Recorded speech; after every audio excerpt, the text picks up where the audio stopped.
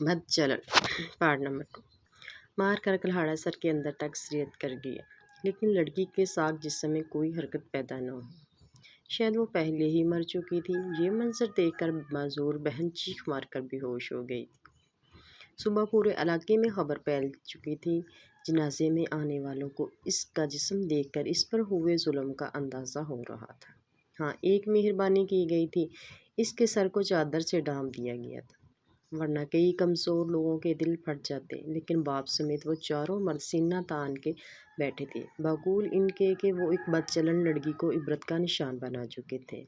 لیکن لوگوں کی زبان پر ایک ہی لفظ تھا، ارے اس لڑکے کے ساتھ نکاح کر دیتے، نہ کبھی اس کی شکل دیکھتے نہ دکھاتے۔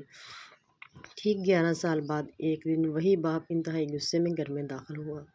چھوٹے بیٹے کے سر چلانے لگا، مجھے خبر ملی ہے تیرا کسی لڑکی سے چکر ہے، تو اس سے ملتا بھی رہتا ہے، تجھے پتہ بھی ہے تیرا نکاح اور جگہ ہو چکا ہے، پھر بھی دوسری جگہ منہ مارتے ہوئے شرم نہیں آتی؟ غیرت مند مرد ایسے نہیں ہوتے۔ جواب میں اس کے بھائی نے کہا، ٹھیک ہے ابا، دوبارہ شکایت نہیں ملے گی، بس بات ختم ہو گئی۔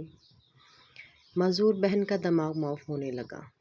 آج کیوں قانون نہیں بدلا گیا؟ آج کیوں نہیں 4 مردوں کو پیٹنے کے لیے بلایا گیا؟